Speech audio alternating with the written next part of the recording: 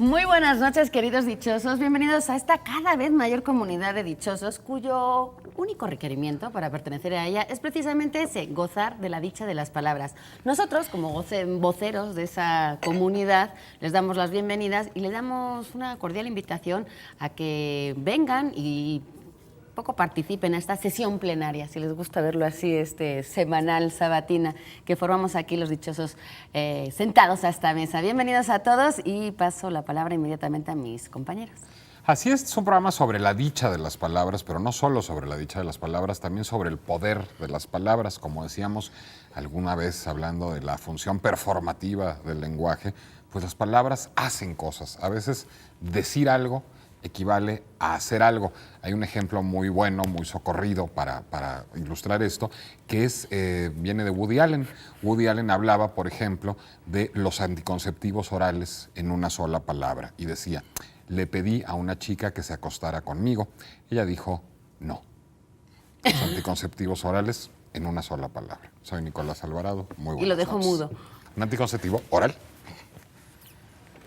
Bien, con esta luna maravillosa nos despide la diosa Maya y nos da la bienvenida en su abrazo materno, la gran Juno, la diosa de junio, y además nos refresca, parece ser que en muchas zonas del país, aquí en la Ciudad de México, con un fresco aguacero. Bueno, en estas condiciones de lunas llenas casi, me recuerdo una de estas frases padrísimas, en parte contradictorias, pero muy simpáticas, que dicen algunos que viene del Quijote, y es eso de no dejar títere con cabeza. En un fragmento de Don Quijote ve aquel teatro del maese Pedro, y ahí el titiritero pone a Melisenda en aprietos porque la andan persiguiendo caballeros andantes, y Don Quijote, como debe de ser, se emociona hasta las cachas y saca su espada, desenvaina y empieza a cortar cabezas de propios y ajenos. Así como ahora muchos periodistas y muchos críticos a la situación de este país que no dejan títere con cabeza. Soy Germán Ortega, ¿cómo les va? Muy buenas noches. En sus orígenes, en realidad, la dichosa palabra no era muy de dicha, sino el sentido de cuando uno no encuentra una palabra y esas palabras nunca aprendidas, siempre nuestras, que eluden el amor de la memoria y que sin embargo tenemos en la punta de la lengua. Y entonces la dichosa palabra era un eufemismo, como cuando uno dice ¿dónde están las dichosas llaves? ¿Sí? Se te ataca, ¿no? Sí. Pero pues las palabras evolucionan y nosotros, como estamos muy dichosos de hacer este programa, entonces ya nos autocalificamos como los dichosos. Esperamos que ustedes también estén muy contentos. Yo traigo una frasecita ahí de José Bergamín que dice: lo primero para hacer música es no hacer ruido. Soy Eduardo Casar, bienvenidos. Pues bienvenidos a todos, por supuesto. Recuerden que tenemos abiertas desde este momento las líneas, tanto telefónicas, a los teléfonos que aparecen en pantalla, como el correo electrónico, donde ustedes nos pueden mandar las respuestas tanto de la dichosa palabra como de la pregunta especial. Pero también en las redes sociales nos pueden enviar y participar con nosotros durante esta hora. Recuerden que hoy es 2 de junio del 2012, por si alguien se ha perdido. Entonces nosotros estaremos leyendo esas respuestas justamente hoy, la próxima hora. Para todos aquellos que quieran participar a través de nuestra cuenta de Twitter, @dichosa22, y nuestro perfil de Facebook, pueden decirnos la siguiente pregunta, le estamos lanzando hoy. ¿Qué tanto juzgas un libro por su portada? Es decir, cuando tú vas a una librería, pues, ¿qué tanto te atrae? ¿Qué tanto decides la compra de ese libro? ¿Y qué tanto lo decides simplemente por su portada, su diseño, algo que te atraiga? Entonces, pues compártanos ese dato, esa... No, también la pueden tomar metafórica. Hay un dicho inglés que dice que no hay que juzgar un libro por su portada, es decir, que no hay que dejarse llevar por las apariencias externas. Claro, que dicen carrocerías vemos, motores no sabemos. Mofles no saben. Yo una vez compré un libro por la portada, la edición de Alianza de Padres e Hijos de Turgenev. Tenía una portada tan extraordinaria, yo no conocía a Turgenev, y la compré realmente como si comprara un cuadro. Y la novela es muy buena. Ya, eso me premió. Bueno, la de Me llaman la tequilera, que fuimos el otro día a la presentación, esa podría ser nada más una... Esa es una magnífica Una portada. magnífica portada y Que una buena curiosamente, vista en la televisión, se ve no se le ve todo el esplendor de, Por eso de hay que lo comprarlo. plateado. Por eso hay que comprarlo para apreciar bien ese barniz a Sí, registro. sí, de lo Sí. plateado. Bueno, yo recuerdo también haber comprado muchos libros de la colección de bolsillo de Alianza, justamente nada más por las portadas de portadas. Daniel Gil, que Bueno, eran extraordinarias. extraordinarias. ¿Y luego lo Era un leías o nada genio más así? Daniel Gil. No, pues luego ya los leía. Ya los leías. Pues ya los leía, pero, Ya que- pero la ya los portada, las portadas eran geniales. La geniales, manera como sí. resumía Daniel Gil, era un artista realmente. Sí. La idea del libro, ¿no? Era Claro, porque padrísimo. además alguien dijo una vez, no, tú que haces libros, dice, no, yo hago textos, libros hacen los editores. Exacto. Y eso Pues sí. es muy interesante porque tiene mucho que ver. Incluso los teóricos, pues Genet al menos le llama el paratexto. Le llama el paratexto a la solapa, a todo lo que acompaña al texto. La camisa, como todo. sí, la camisa, los forros, estos diseños que hace Almadía, por ejemplo, ¿no? Que tienen sus ventanitas. Alejandro Magallanes. Alejandro Ya. Magallanes, ¿verdad? Ni más ni Sí, sí, menos. sí, padrísimo. Bueno. Bueno, pues esa es la pregunta que les lanzamos. Pueden empezar a participar. Al final leeremos las que nos dé tiempo, las más curiosas, las que lleguen, pues. Y mientras nosotros aquí les damos respuesta a estas que han llegado estos días a través del correo electrónico. Teresa Pochardo, por ejemplo, nos invita a empezar el programa dando vueltas. Origen de la palabra reilete. Reilete. Reilete es una palabra muy, muy padre porque, como dice Germán, y yo también. Es una caso ya palabra es muy muy padre. abuelo. A mucha Eduardo. gente no le gusta esa palabra. Sí. ¿No? Padre, ¿no? Bueno, puede decir a toda madre que para que Pues sí, haya un sí, equilibrio, ¿no? Sí. Reilete es una palabra que tiene, en la acepción del diccionario de la Real Academia, se refiere a torcer y luego a un ruido, pero se refiere a un dardo o al gallito, no el inglés, que se usa en el badminton, ujú, Sí. o a un tipo de banderillas. Y en De los realidad toros. Pero es tiene que ser, perdón, reilete Eduardo, con un gallo. H, Tiene que perdón. ser, perdón, un dardo con plumas o con moños o con algo, ¿no? Al Igual que el final, gallito de o sea, badminton en o el que las extremo. banderillas. Sí tiene como la idea de que hay algo que se agita o que vibra en el extremo, ¿no? Porque incluso, y eso de vibrar, habría que agarrarlo ahí, porque el término rehilamiento, por ejemplo, se refiere a un zumbido, a una vibración. Por ejemplo, los argentinos dicen ayer. Ujú. Ya. Ese ayer es ese rehilamiento. Ujú. Claro. Pero en el diccionario de uso, por ejemplo, el del Colegio de México, aparece reguilete. Reguilete. Con la G, como Con lo la G. decimos nosotros, Sí, eso siempre. y se refiere al juguete que realmente es un juguete, además, curiosamente muy divertido. Yo hay ciertos juguetes Pon un reilete en de tu niños vida. que digo, qué interesante, porque a los niños les gusta un globo, ¿no? Traer un globo. O un reilete, bueno, el reilete siquiera se mueve, ¿no? Pero bueno. Que bueno, es el que tiene sus aspas, sus hélices y con el aire se mueve, ¿no? Ese es el reguilete, ¿no? Incluso en el de uso, el reguilete es también una de las figuras que hacen los charros mexicanos, no los charros de Salamanca. Y que curiosamente esa acepción de reilete como el juguete tiene que ver con el sonido que hacen las aspas al girar por el viento, porque un poco el sentido de reilete, que viene del verbo reilar, es precisamente ese zumbido, ese bzzz ¿Es el zumbido? que hace la flecha al Cuando tiras atravesar. el dardo también. Y que también tiene Pues que lo ver... tirarás muy fuerte, porque yo los tiro y no me hacen. Bueno, Pa' depende, pegarle, hay pa' profesionales pegarle. para esto. A la Y diana. también tiene que ver con un dicho que es malintencionado, es decir, como un... en España se dice puya, aquí Bueno, no sé si se es que- entiende, pero es pero como... Pero es que tiene una que ver- puya también es algo que se clava, como Claro. la banderilla. Es que eso tiene que ver con el lenguaje taurino, o sea, porque ese deslizamiento de la palabra en el diccionario de la Real Academia viene de que en la tauromaquia un tipo de banderilla, digamos, se le llama justamente reilete. Y entonces ponerle banderillas a algo, y quiere decir que pues, lo estás picando, ¿no? Entonces alguien que pone banderillas es alguien que fastidia, ¿no? Como una abeja, como un mosquito. Eso que es está- de ahí, que sería está el sentido de picando, ¿no? puya. De puya, Sí. por Ese es el supuesto. sentido de La Ahora, puya, puya es pero algo una que puya, se clava. puya, ¿cómo se escribe? Puya de algo. Doble L. ¿Con doble L? Con doble L. Y eso viene también del Bueno, yo lenguaje lo escribí taurino, así. que esa es la pica poner una puya, Una puya. Pero ahí tú estás diciendo puya con Y. No, es Puya, con doble no, L. Pero no es argentino, sino ella puya. Puya. Siguiendo tu ejemplo anterior. Sí, pero es interesante lo que dice Eduardo, de que realmente en el diccionario de la Real Academia no venga la Reilete definición como que juguete. nosotros usamos. Pero lo que más, pasa ¿no? es que eso no se usa en España. Yo me imagino que tú no entendiste esa Allí opción de se, reilete. no, yo esa ¿Cómo se palabra llama la el conocí aquí, allí se llama molinillo. Molinillo. Precisamente Molinillo. por las aspas del molino, Bueno. en alusión clara Está muy bien. a su similitud. Pero también se le puede llamar reilandera, ¿no? Esa sí no te la ¿Al conozco juguete en tanto. España? Bueno, Hasta donde sé, en España el juguete se llama molinillo o reilandera. Reilandera. Y se llama reilandera porque justamente las aspas, la palabra aspa, viene de estos carretes que tienen los dos, digamos, las dos palos cruzados así en X y que eran para hilar en las ruecas, para hilar y acomodar el hilo. Esa es una hipótesis de reilar, porque Esa la otra es de- hipótesis etimológica de reilar es que viniera de rirán, que tuviera un origen gótico y que más bien tuviera que ver con vibrar, justamente.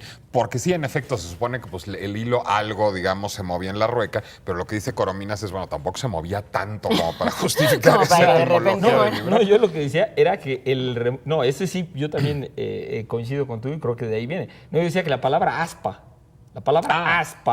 viene de ese mismo, digamos, de ese mismo carrete del uso, o sea, para ver la antigüedad del uso, ¿no? Del uso en las culturas europeas. Y reilete, como lo usamos en México, también lo usan en Cuba y en Perú, pero nada más.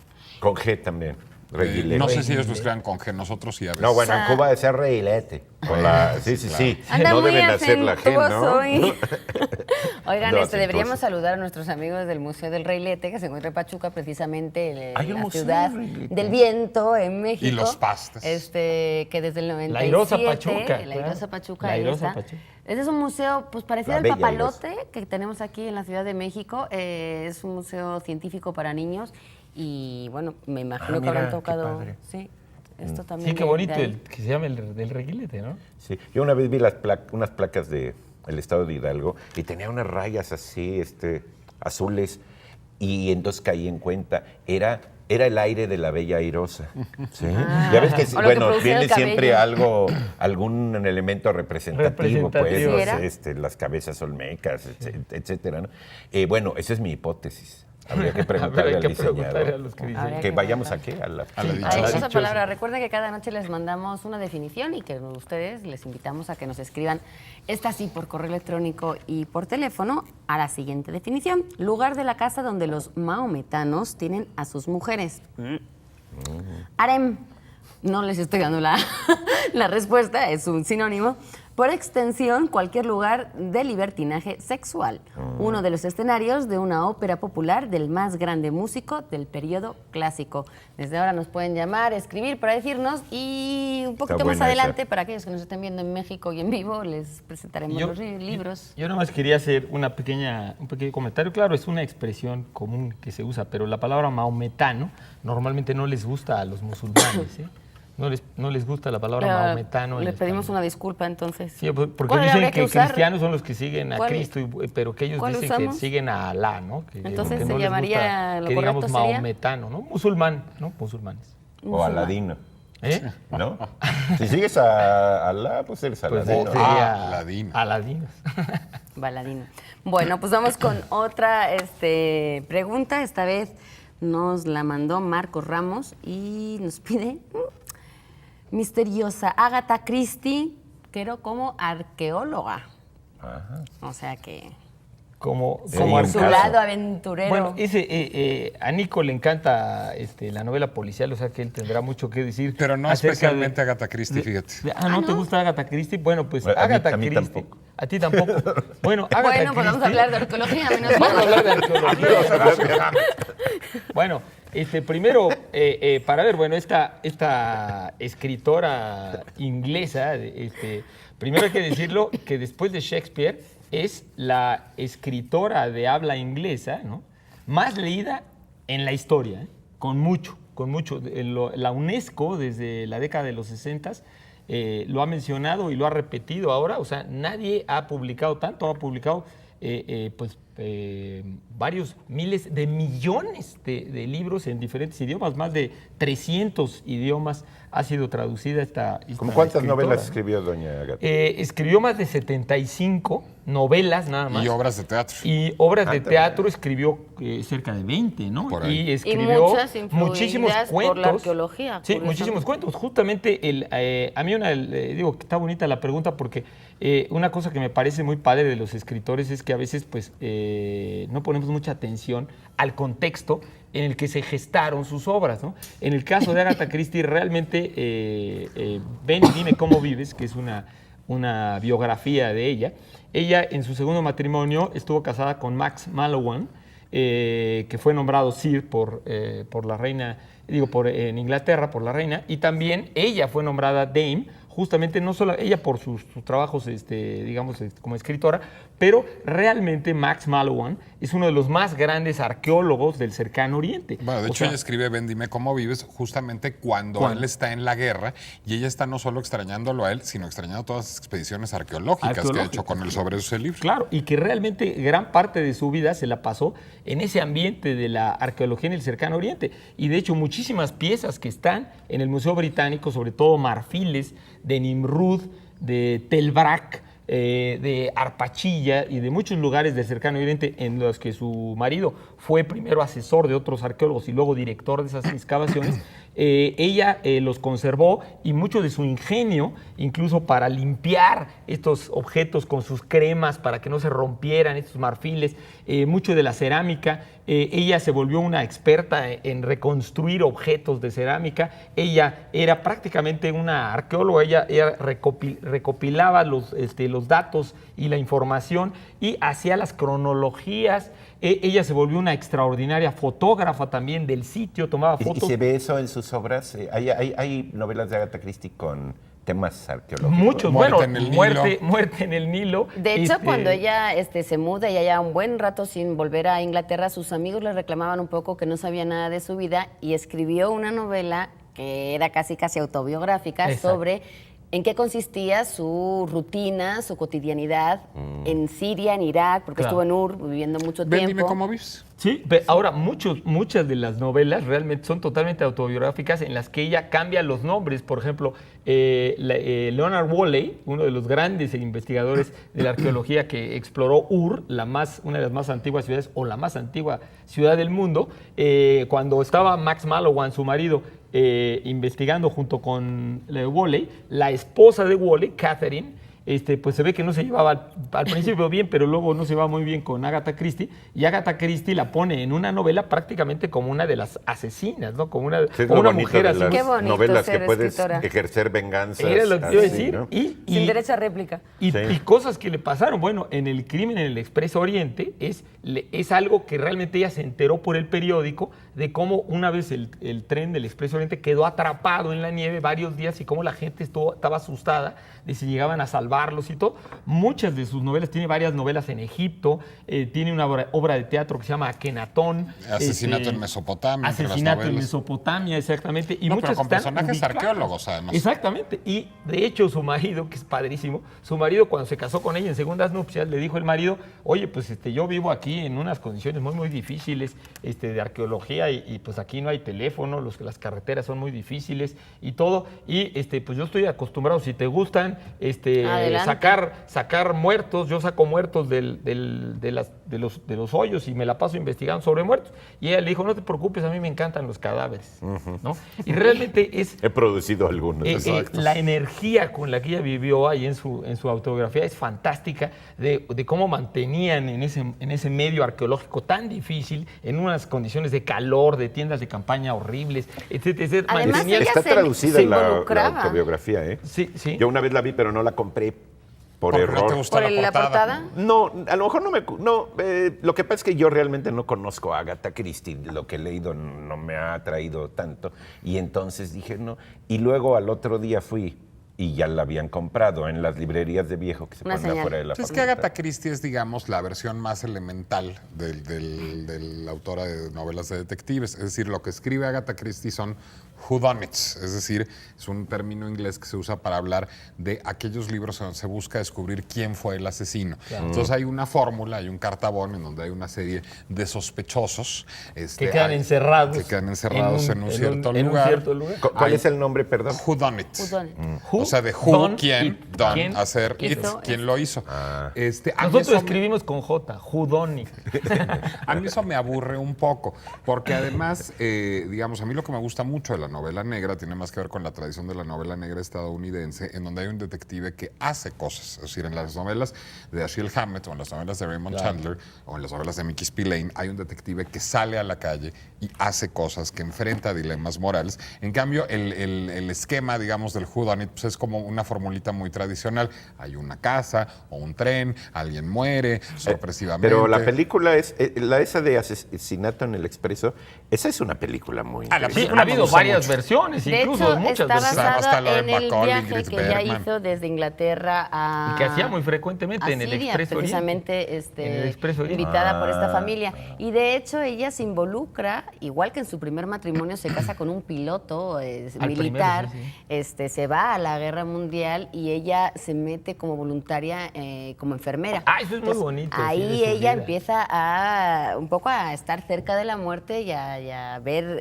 ese tipo de casos. Pues no casos, digamos, de novela negra, pero sí Pero de aprende muerte, de de medicina, sangre, de y de anatomía medicinas y y bla, de bla, bla. venenos. Ella dice que aprendió mucho ahí. De en la venenos pre- que le fascinaban. De venenos y En todo. su segundo matrimonio se casa con un arqueólogo y ella limpiaba las piezas, estaba en las tiendas, daba de comer, es decir, era una más ¿Y del no tuvo equipo. otro matrimonio para otro oficio? No. No. Fue un sepulturero y entonces ya se murió. Ella dejó viudo a Max Mallowan. Le llevaba 16 años a Max Mallowan, al arqueólogo. Ahora, realmente también ella misma dice en su biografía de cómo la vida de tratar de averiguar como arqueólogo y armar un rompecabezas de la vida en el pasado de unas personas, pues tiene mucho que ver también con esa idea de la novela qué policial. paradoja que, ¿no? que una autora de novela policial se haya casado con el Max Mallow, ¿no? El Max Mallow. Mallow. El Max Max Mallow. Lo Mallow Max de la Mallow de película. que se pudo encontrar. El Museo Británico, Los Max el Museo divertidos. Británico la recuerda mucho y muchas de sus Que fotografías ya han nos sido vayamos, imprescindibles para la reconstrucción de esa época de la arqueología. El De Museo hecho, el Británico Museo la Británico, venera exacto, mucho como... hizo una exposición en la que había una parte de ella como escritora y una parte de ella como arqueóloga. Arqueóloga, sí, O sí. como ayudante. Y la de exposición se arqueóloga. llamó justamente Asesinato en Mesopotamia, Agatha Christie, arqueóloga. Claro, pero ustedes lean Agatha Christie y luego pues ya, opinarán después de Quédense de Nicolás. todo. Nos tenemos que ir a un corte, pero regresamos enseguida y quédense para ver las recomendaciones de libros.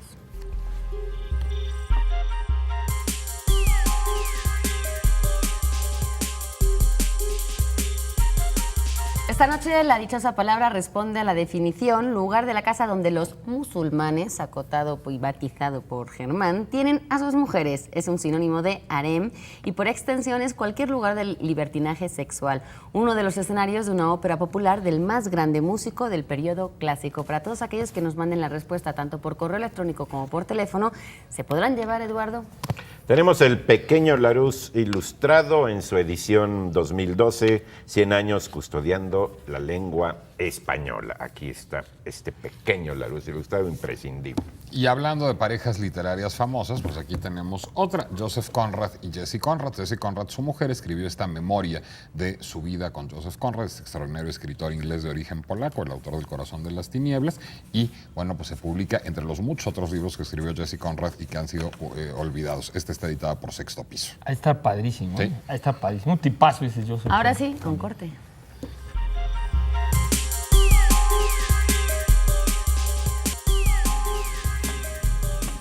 Seguimos aquí en La Dichosa Palabra, interactuando con ustedes. Adriana pregunta, ¿reilete es sinónimo de molinete? Sí. Sí, Sí. sí, sí. sí. Y Molinillo. Anoe Kogaki dice, ¿por qué los reiletes son utilizados en los cementerios? Nos dice aquí un joven de nuestro servicio social que los ponen luego en las tumbas de los niños para que sigan jugando un poquito. A propósito de eso de matar a alguien en una novela, ahorita me acordé de Joaquina Rodríguez Plaza, ha publicado unos asesinatos que ella escribe para matar gente que no le gusta y los ha publicado en la UAM, ¿sí? Es una profesora de ahí y ahorita me acordé. Bueno, Juan Corona nos pide hablar de tortillas de harina. Yo con enorme entusiasmo lo hago. Incluso comerlas. No podríamos ejemplificarlas ya que estamos aquí, eso a mí me entusiasmaría muchísimo. Bueno, es que la tortilla, pues es, a ver, tortilla, cuando estamos hablando de tortilla, estamos hablando de la tortilla mexicana, la tortilla de maíz, no de la tortilla de patatas, que también es muy buena, y que es curiosamente la acepción original de tortilla. Tortilla es simplemente un diminutivo de torta, es decir, un diminutivo de pan redondo.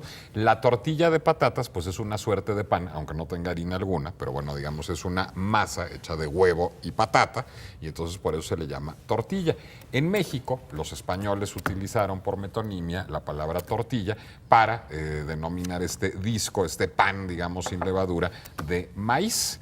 Pero aquí que los españoles trajeron consigo el trigo y entonces se empezaron a hacer a partir del siglo XVI, que más o menos del siglo XVI es el origen de las tortillas de harina, tortillas de harina de trigo, que por cierto están pues, notablemente emparentadas con otros panes, están muy emparentadas con la pita árabe, con el roti indio, con el laobing chino, con la crepa francesa, es decir, todos estos son panes planos de harina de trigo. Y la tortilla de harina debe estar, me imagino, fuertemente influida por esto. Siempre hay una disputa de que si la tortilla de harina es del norte de México o del sur de Estados Unidos. Pero es que en esa época era lo mismo el norte de México que el sur de Estados Unidos. Era un poquito más al norte, un poquito más. O sea, es del norte de la Nueva España. Sí, porque ellos lo identifican con los burritos.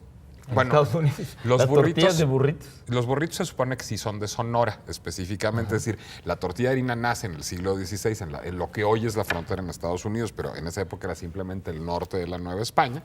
Y se supone, bueno, y se empieza a consumir desde entonces. Las hay desde muy chiquitas, con un diámetro de 6 centímetros, hasta con un diámetro de 30 centímetros. A mí me ha tocado ver en el norte unas tortillas de harina gigantescas y seguramente a ustedes también les ha tocado.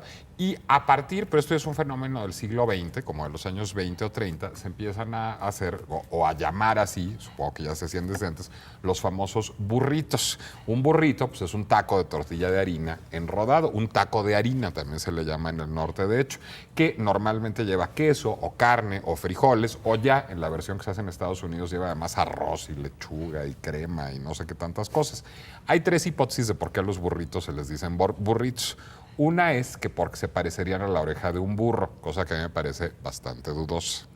Otra que me parece más plausible es porque se parece a los bultos que llevan los burros a cuestas, a cómo se doblan las cobijas, por ejemplo, para que los burros las lleven a cuestas. Esa me parece más plausible. Pues fíjate que a mí no tanto, pues, porque ¿qué tiene que ver con comer, no? La que más probable me parece es que se supone que había un hombre que en Hermosillo iba por la calle con un burro y sobre el burro llevaba un canasto con tortillas, con tacos de harina, pues con tortillas de harina rellenas. Y entonces la gente pedía lo del burrito. Eso está más... Eso yo lo veo más probable. En todo caso, los burritos llegaron desde los años 20 a Los Ángeles. Había un lugar que se llamaba Café Sonora en Los Ángeles, en donde se empezaron a servir los primeros burritos en aquella época. Y ahora, bueno, pues son parte tanto de la cocina del norte de México como del sur de los Estados Unidos. Y por cierto, en otras latitudes los llamamos burritos. Cuando yo era niño, a mí mi abuela me preguntaba si quería cenar unas burritas, no unos burritos, a lo mejor una cosa de acción afirmativa. Ahora, yo creo que ibas a irte también por el asunto de que mucha gente se queja de que por qué le decimos tortillas de harina, ¿no? En los supers, cuando toda tortilla es de harina. Sí, pues sí. Porque harina pues viene de una palabra que tiene que ver con este proceso de moler y hacer polvo, cualquier tipo de semilla. Realmente, pues las tortillas de maíz pues, son tortillas de harina de maíz, claro, ¿no? Como decimos aquí, o tortillas. Y lo que pasa es que el maíz es originario de México, del Valle de Tehuacán, y yo creo que los mesoamericanos pues ya usaban esas tortillas de maíz y esas eran para ellos las tortillas. Y cuando empezaron a hacer, claro, los españoles calificaron a eso como tortilla y empezaron a hacer las de trigo, que el trigo es originario del cercano oriente, igual que la cebada, ¿no? Que la cebada, de hecho, la palabra harina tiene que ver con cebada, originalmente con cebada, con el polvo de la cebada. Entonces, yo creo que por eso se les llaman, pero realmente todas son tortillas de harina. Oye, hay una variedad, para añadir a ese listado de la tortilla francesa, que en México se conoce más como omelette, como el término francés, pero que en España se llamó así precisamente cuando la tortilla de patata, de papa, pues la española que llamamos aquí, dejó de ser tal. ¿Por qué? Porque a principios del siglo XIX, cuando la invasión, intervención, la presencia francesa en España, había mucha carestía. Entonces empezaron a escasear las patatas, que curiosamente es uno de los productos, de los alimentos que nunca faltan en guerra, pero bueno, se consumía mucha patata en España y entonces empezaron a escasear y entonces se hicieron una variedad de esa tortilla de patatas sin patata. Como coincidió que se les achacaba mucho a los franceses esta etapa de carestía, pues era como la tortilla de cuando los franceses se comía, o sea, la tortilla que se comía de cuando estaban los franceses en España. Tortilla francesa es la misma, en teoría, pero sin papa, lo cual no es cierto, porque la tortilla de papa pues lleva también cebolla y a veces le ponen un poco de pimiento verde, en fin, pero bueno, esa Entonces, tortilla pero también... ¿tú dices que es sinónimo de omelette? Yo digo que sí, porque es Son el huevo primas, ¿no? revuelto con... O sea, Pero un una huevo omelette revuelto. lleva más huevo que otro ingrediente. Y el más una omelette- queso. tortilla de La tortilla- patatas lleva más patata Más que patata. huevo, ¿no? que- ¿De Claro, dónde pero si viene le omelette? quitas la patata, se te queda nada más el huevo. Ah, no. Y si le quitas el proceso de cocción, te queda un huevo crudo. No, claro, pero por eso era la tortilla de cuando estaban los franceses, Sí. que era sin patatas porque no había en ese momento en el mercado tal cantidad para abastecer a la población. Pero evidentemente la tortilla de patata tiene otro proceso y bueno. Y tiene menos huevos, sobre todo, ¿no? No, según yo, Según tú, ¿no? bueno, es que hay Ahora- estilos de hacer la tortilla de patata. Si te gusta más crujiente o más compacta. Ahora que se hace con huevina, ni siquiera está hecho con huevo. De Voy verdad. a A la decir pregunta la especial. pregunta especial. Ustedes tienen que buscar el dichoso nombre, porque es de un poeta mexicano que mejor y más ha cantado a Junio. Entre las estrofas al mar marino y el altar de la Virgen, tabasqueño trabajó hora tras hora en componer estos variados cantos a Junio. Está muy fácil. Hora tras hora trabajó. Sí, oye, está Bueno, muy fácil. seguimos con otra pregunta. No, que o- vamos que a ya corte. corte. ¿Eh? Que ya Vamos a corte, corte. que ya no están ya un corte. correteando. Bueno, vamos a un corte y ahorita venimos.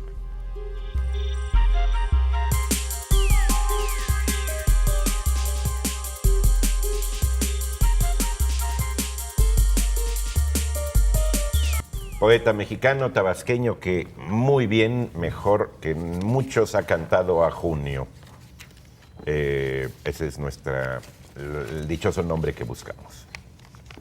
Y Tenemos los siguientes libros. Tenemos los siguientes libros de Fernando Montes de Oca, Taxi, de editorial, grupo editorial Norma, La Otra Orilla, es finalista del premio de novela La Otra Orilla 2010. Y tenemos de ediciones Cali Arena y de José María Pérez Gay, la profecía de la memoria, ensayos alemanes, porque, bueno, pues Pérez Gay, todos sabrán, o si no lo digo yo, es un gran conocedor y promotor de la cultura alemana en México. Entonces, ¿se podría decir que es un libro de la vida alemana en México? O... Alemana y austriaca. Austria. Bueno, pues ese. Bueno, regresamos en un momento.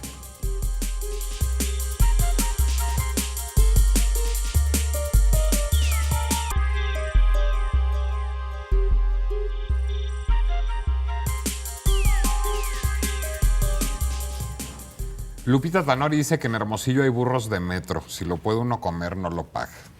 Sí. Wow. Bueno, Ahí en las también calles de hay Coahuila una venden. siesta del burro. En España la siesta del burro es la que se hace antes de comer. Bueno, yo tenía un tío que decía que él no contaba el chiste del burro porque es muy largo.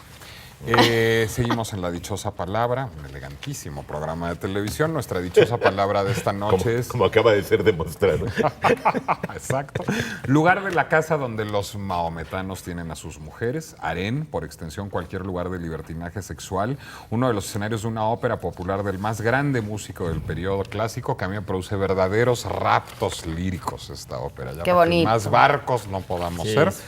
y digan eso a los teléfonos o a la dirección de correo electrónico que aparece en sus pantallas. Yo tengo aquí una pregunta de Roberto Gutiérrez que dice que si existió Richter, el de la escala que mide terremotos. Yo quisiera hacer una acotación antes de que alguien responda. No solo existió Richter, existieron Richter y Mercalli, que eran los perros de mis papás, porque nacieron el 19 de septiembre de 1985. ¿Los dos? Se le adelantó el parto a la mamá por el temblor y ya estaban encargados los dos perros. Entonces mis papás les pusieron ¡Qué Richter y horror! Mercalli a esos perros.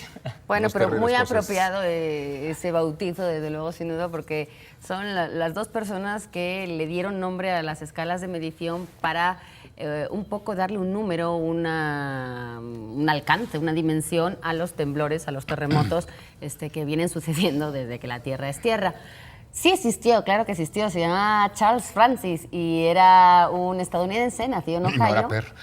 ¿Eh? Y no era perro. Y no era perro, no sabemos, a mí no me constan tantos datos de él, pero el caso es que pronto se trasladó con su familia, sobre todo con su mamá, a Los Ángeles, una zona de actividad sísmica bastante frecuente, y ahí entró en contacto con la física, estuvo ahí estudiando física y pronto se metió al Instituto Caltech, al Instituto Californiano Tecnológico, aunque pasó tiempo todavía en Washington, donde él fue realmente ahí donde se apasionó, se enamoró de la sismología. Ahí él, un poco su obsesión era no predecirlos, porque él siempre dijo, los temblores nunca se van a poder predecir, es imposible, la Tierra tiene su curso y el ser humano no va a poder predecir ese tipo de eventos naturales. Lo que sí un poco le preocupaba era poder dar información a la prensa exacta y meticulosa acerca del alcance y del desastre que había sido un temblor. Había esta escala, como bien dices, de Mercalli, que lo que hacía era del 1 al 12 establecer una medición de los daños, es decir, medía los temblores a partir de los daños y de las causas, de las consecuencias que había producido. Que lo con cual todo respeto me era medio parece, chistosa, era medio pues chistosa. ya es imagínate, completamente nosotros obsoleta, acabamos nadie la usa. de vivir un temblor hace poquito de la misma intensidad, por ejemplo, que el de Haití. Y Sí. las consecuencias fueron No, totalmente incluso fue diferentes. más intenso aquí. Y Aquí luego fue más están intenso. los trepidatorios, los Es que oscilatorios, bla, depende bla, bla. de cómo está construido las cosas. Pero así era antes y así era lo que ellos habían podido hacer hasta ese momento. Mercalli, hay que decir que muere un poquito antes de que naciera, un poquito después de que naciera Richter. Richter. Es decir, Richter lo que hizo fue lo que, además, curiosamente, él murió en el 85. ¿Richter? Richter murió en el Qué barbaridad. 85. Pero no en México. No, México, o por lo menos no por un Aplastado, temblor, ¿no? sería el colmo. Y él lo que estableció fue una medición según la profundidad, la intensidad y la magnitud del temblor. Yo no soy científica, no me atrevo a dar aquí una historia de sismología, ni mucho menos. Lo que sí me gustaría un poco decir es esta cuestión de las mediciones, que uno cuando tiembla tardan un poquito, tantito, en dar una cifra y luego esta cifra se va ajustando. Esto es porque estas mediciones que se hacen son en los centros donde se miden y donde hay como tal un aparato sismógrafo, y claro, según vaya siendo más o menos cerca del epicentro, pues va tomando una medición. Lo que se establece es una media de todos los puntos que hay alrededor de eso y se establece una media y esa es la que se va ajustando. Por eso a veces aumenta, disminuye, pasan unas horas incluso hasta que se establece una medición como tal. Ahora se ha corregido mucho la escala de Richter, muchos científicos quieren corregirla, ¿no? Porque estaba basada pero en de un hecho sismógrafo. La de en él un ya no, incluso ya está corregida. Era lo que te iba a decir, porque Él estaba ya- hecha basada en un sismógrafo que ya ahora hay sismógrafos muchísimo más precisos, ¿no? Claro, Cualquier medida- ese era imagínate que un esto es al chismógrafo, principio, casi. un sismógrafo. Esto fue a principios del siglo XX. Exacto. Él no trabajó solo, evidentemente, y su maestro, su socio en esta escala se llamaba Benno Gutenberg, y un poco se debería llamar Gutenberg-Richter, la escala, pero bueno, él agarró esta paternidad, parámetros. pues, y lo que estableció fue una medición del 0 al 9. Ahora mismo ni siquiera se ha establecido un máximo, es decir, no se conocen temblores más allá del 9 y pico, creo que ha sido como el máximo que ha habido ahora.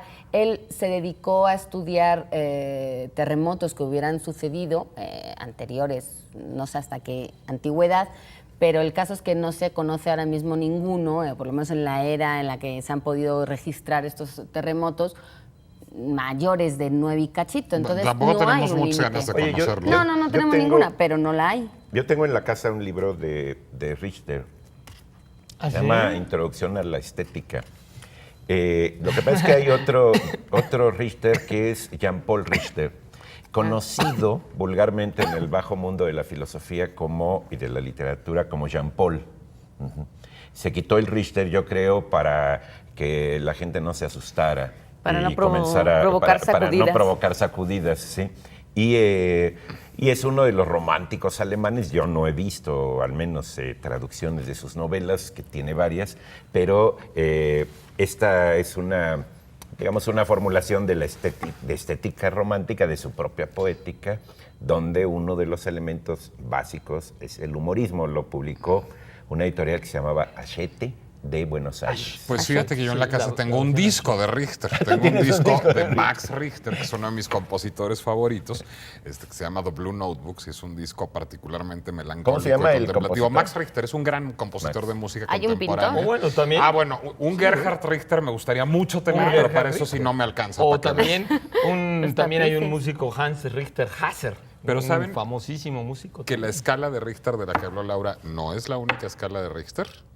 La escala que se utiliza para afinar las armónicas también también se una- llama la escala de de Richter Richter. y la inventó Joseph Richter. Pero lo que queremos es un Gerhard Richter. Si alguien nos quiere regalar un Gerhard Richter, no nos negamos en lo más mínimo. Y Para Jean-Paul, más, Jean-Paul, datos. bueno, es uno de los más grandes poetas alemanes. O sea, los alemanes leen muchísimo a Jean-Paul. Ese es el problema siempre de las traducciones, que a nosotros a veces no nos llega pero Yo no he visto los- traducciones de su traducciones obra Jean-Paul. literaria, no la No, he visto. no he visto, Debe pero haber, no sé. Bueno, si vieron, perdón, para que acaben de ubicar a Max Richter, si vieron Shutter Island, la película de Scorsese, que está toda musicalizada con música contemporánea estadounidense, no es una partitura original, sino es un florilegio de música contemporánea estadounidense, el mashup que se escucha en los créditos, en donde hay una música minimalista contemporánea particularmente triste y la voz de Dinah Washington cantando This Bitter Earth sobre eso, esa Es música ese. que se oye es On the Nature of Daylight de Max Richter, que es una de mis piezas favoritas de la historia. Bueno, Tan, tan.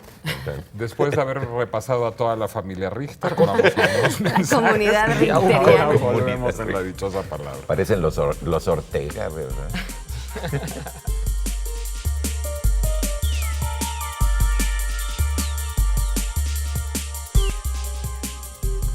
¿Cómo se llama el lugar de la casa donde los maometanos tenían a sus mujeres? El harén, por extensión, cualquier lugar de libertinaje sexual, uno de los escenarios de una ópera popular del más grande músico del periodo clásico. ¿Qué se pueden llevar si contestan sobre esta obra que me produce raptos líricos, Laura? Te voy a producir una que es muy bondadosa. Elogio a la bondad, de Adam Phillips y Bárbara Taylor, de Duomo Perímetro Ediciones, cortesía de Océano. Y es un elogio a la bondad porque dicen casi que ser bueno en la vida y tener bondad no está de moda, es casi una debilidad más que una fortaleza. Y aquí me imagino que lo que dicen o lo que vienen a demostrar es todo lo contrario. Y también más, Eduardo? tenemos de Roberto Diodato, Estética de lo Virtual, en una bellísima edición de la Universidad Iberoamericana. Vayan al catálogo de la Universidad Iberoamericana porque hay ahí muy buenas cosas, como el Hegel de Charles Taylor, por ejemplo. ¿No quieren que hablemos ahora de los discos de Umir Deodato ya que estamos repasando familias? Ya que ¿No? andamos con nombres. No, son unos mensajes y volvemos para la parte final de la dichosa palabra.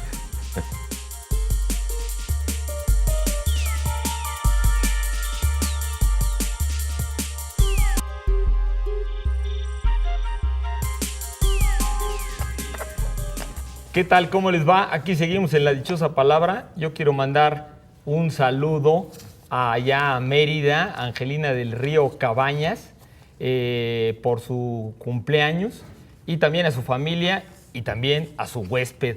Un saludo. Y a Bueno, toda la familia Richter también. Yo también tengo un huésped al que también quiero saludar, a Pablo Calero. ¿Cómo se llama? Pablo Calero, un paisano que tengo ahí en cordobés en casa. me parece muy bien. Yo tengo muchos huéspedes en casa, son moscos y no son bienvenidos. Y no los mando saludos. Buenas noches. Bueno, tenemos entonces, a ver, vamos a seguir con nuestras palabras, una palabra más. Jorge Ledesma nos pide hablar de sexo, violencia. en el cine. ¿no? ¿Cómo? De Ok. Pierpaolo Pasolini. No, pero es sexo, violencia, muchas risas. Muchas risas, Y por una supuesto. visión muy subversiva del mundo. Mística, mística. mística Con un también, toque, por como supuesto. como hubiera dicho mi padre, con un toque de marismo-leninismo, que era más o menos el ethos de Pasolini. Que un personaje muy raro, Pasolini. Pasolini era un señorito aristocratizante, él no era de extracción aristócrata, pero era súper bien vestido, súper elegante, súper culto. Era un marxista militante y se decía ateo, pero toda la cosmovisión de Pasolini es eminentemente católica. Mística, por eso te decía mística. Pero católica específicamente. Es decir, ha hecho una de las películas, siendo un ateo y un hereje de cepa. El Evangelio según San El Mateo. Evangelio según San que Mateo es hasta una la película Iglesia reconocida por el Católica, Vaticano. Claro, la Iglesia Católica dice que es la mejor versión realmente de una película sobre el Evangelio de Mateo. ¿no? Pero es que eso explica muy bien en cuál es la concepción que tiene Pasolini, tanto de la religión como del marxismo, como del cine, como de la literatura. Es decir, habría que contar un poco quién fue Pasolini. Pasolini nace en Bolonia, y nace en Bolonia hijo de un teniente del ejército fascista. No de cualquier teniente del ejército fascista, de un teniente que le salva la vida a Mussolini en un atentado. Es decir, era de verdad un soldado del Duce, el papá de Pasolini. Sin embargo, el papá los abandona más o menos pronto. La madre, que era maestra de escuela, se lo lleva de Bolonia y crece Pasolini en la región de Friuli. En la región de Friuli se habla un dialecto, como en muchas regiones de Italia, se habla el friuliano, y de hecho Pasolini empieza a escribir, porque primero que nada es escritor, es poeta originalmente en friuliano, y de hecho Pasolini funda la Academia de la Lengua Friuliana, sí, sí, así es. Y a partir de ahí, bueno, él empieza, digamos, una carrera en donde hace un poco de trabajo escolar como maestro, un poco de trabajo literario, pero además Pasolini es homosexual y a finales de los años 40 se ve envuelto en un escándalo de corrupción de menores en el pueblo en el que vive y se ve obligado tiene que para su salir. inmensa fortuna a huir a Roma. Y en Roma entra a trabajar en un trabajo administrativo y de bastante baja estofa en Cinecittà. Y ahí se enamora realmente del cine, mientras sigue escribiendo. Ahí escribe su primera novela, que es quizás la más famosa, Ragazzi di Vita, Chavales del Arroyo, se llama en español, está editada por Seix Barral. Y ahí justamente se gesta, digamos, lo que sería el ethos de la obra de Pasolini, tanto literaria como cinematográfica. En aquella época está de moda el neorrealismo en Italia. Y el neorrealismo busca, digamos, estudiar al hombre común. Bueno, Pasolini no quiere estudiar al hombre común, quiere estudiar al hombre marginal, quiere estudiar al hombre de los bajos fondos y, digamos, quiere postular que hay en la sociedad, es un rosoniano pero hardcore, digamos, quiere postular que hay en la sociedad algo verdaderamente maligno y que los inadaptados, los buenos para nada, son justamente los personajes que tienen como una nobleza profunda. Esa es la visión que tiene de Jesucristo en el Evangelio según San Mateo. Claro, que además un tiene inadaptado, un marginal. la música de Juan Sebastián Bach, de la gran obra de Bach sobre el Evangelio según San Mateo, y además sale un Cristo muy interesante, porque un Cristo sin el pelo largo, Así es. un Cristo con el pelo cortito, así como Laura. Bueno, era un estudiante de español de economía. El actor que sale de Jesucristo en Sí, el Evangelio según San Mateo era un estudiante de economía español que se encontró ahí en Roma y lo casteó. Trabajaba con muchos actores no profesionales. Claro. Que eso le encantaba, y tenía muchos que los repetía, muchos de los mismos actores. Bueno, que Ninetto cantaban, Davoli, que era su galán, que eran además. sus galanes. Ahora, la pregunta es sobre Pasolini en general. Sí, Sobre Pasolini dicen en que si general. podríamos hablar sobre Pierpaolo Yo Pasolini. creo que es dicen, mucho porque- más importante, además, cinematográficamente que literariamente. Hay Pasolini. un libro de poemas de él publicado por Visor, que es traducción y prólogo de Antonio Colinas. ¿Y es Se llama- bueno? Se llama Las cenizas de Gramsci. Es un poeta muy raro porque hace tercetos con endecasílabos, pero irregulares, pero los hace a propósito. Es decir, hace sus endecasílabos en un verso y en el otro decasílabo y en el otro de más sílabas. Rima libre. Pero lo quiere, no, con lo de rima no sé porque la traducción no conserva rima, pero sí la medida la hace a propósito, es decir, quiere romper con eso, ¿sí? Y hay un librín que se llama El olor de la India, dicho sea de paso, Sí, de crónicas de Pasolini, que Oigan. también se va a los bajos Un fondos. revolucionario, no cabe duda. Ya me quedé muy frustrado porque ya se acabó el tiempo y no se puede acabar de hablar de Pasolini. ¿Me dejan acabar de hablar de Pasolini en la próxima? Sí, Claro, ¿no? Sí, claro. sí, sí. Pues, Nos queda sí, pendiente sigamos con medio Pasolini. medio Pasolini. Digo, Claro. porque no hemos hablado de Saló y hablar de Pasolini sin hablar de Saló y teníamos de que hablar de Teorema Saló y no de todo el tiene chiste. relajo que se armó con Saló. Nos preguntan de nuevo el libro de Agatha Christie que creen que sea el mejor.